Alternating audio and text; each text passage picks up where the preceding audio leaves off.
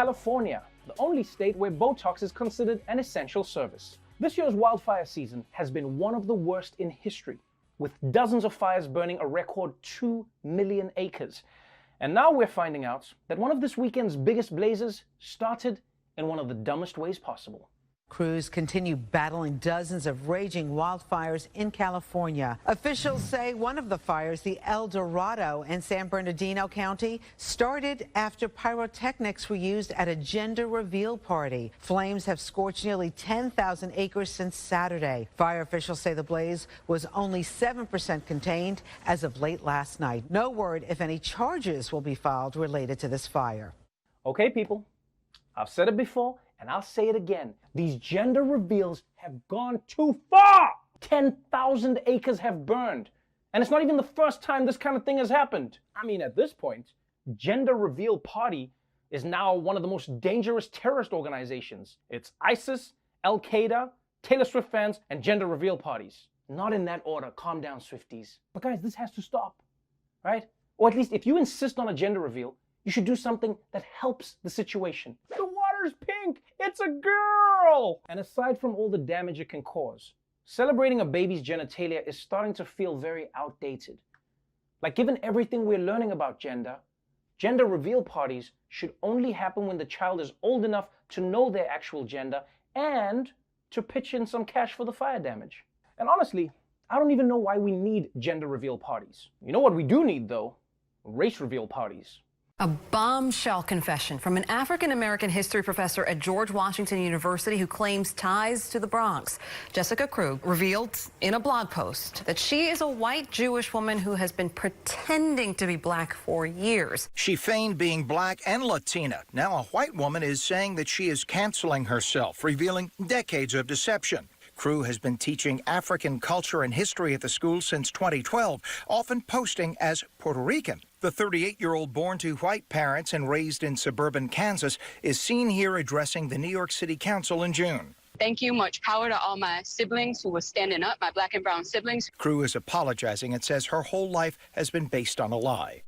Okay, first of all, you can't say your life was based on a lie when you're the one who made up the lie. That's not how it works. Your life is only based on a lie when someone else told you the lie. Luke, I am your father. No, my life was based on a lie. That's how you use it. What's also crazy about this story is that unlike Rachel Dolezal, who fought like hell to hang on to her black card, Jessica Krug just came out and canceled herself harder than anybody could cancel her. She's like, I'm scum of the earth, I'm a leech, you need to cancel me. I didn't even know that was a thing. I did not know you could self-cancel. I mean, in a way, she's making history, which I can't wait to celebrate during not actually Black History Month. Now, if I'm completely honest, I kind of feel sorry for this woman. No, I mean it, I do. Because, I mean, she spent most of her life being black. And now she has to adapt to being white. That's not easy, you know? I mean, all of a sudden, she has to learn all the lyrics to Sweet Caroline. She's going to have to pretend to enjoy farmers markets.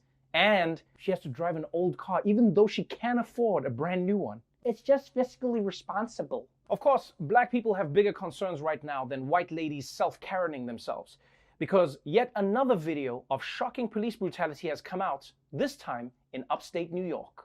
Protests in Rochester were peaceful last night. Protesters marched to the steps of City Hall where they announced their demands, including the firing and prosecution of the officers involved in the death of Daniel Prude, plus the resignation of the mayor and the police chief there. The peaceful demonstration followed days of highly charged clashes between protesters, which began with the release on Wednesday of body camera footage from Prude's arrest. The footage from the March 23rd encounter showed him placed in a spit hood on the ground because officers believed he had COVID. He went into cardiac arrest and died a week later. Several restaurants on the East End closed this weekend after dealing with damage from protesters, but the owners say they stand with those who are standing against injustice. If you don't give us our shit, if you don't give us our shit, shut shit down. Okay, guys, no, I'm sorry, but no.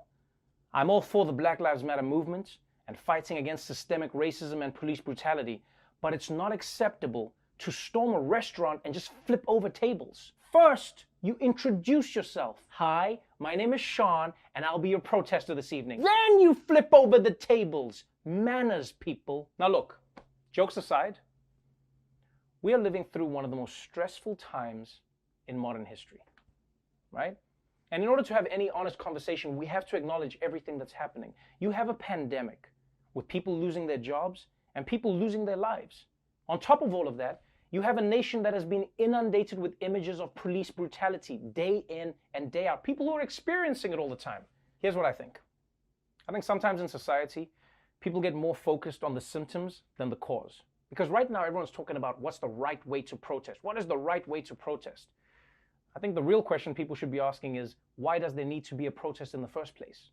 Because if I had a magic wand, I wouldn't be trying to fix protest. Yeah, I'd use it to get the police to stop brutalizing black people. That's why the protests are happening. How they're happening is another conversation. That's what I'd do if I had the magic. Well, I mean, first I'd make Apple stick with one type of plug, then I'd make the police stop brutalizing black people. Because sometimes I think I got the plug, then it's the small one, then they went from the big one to the small, then they changed the thing, then I'm like, and you know what I mean.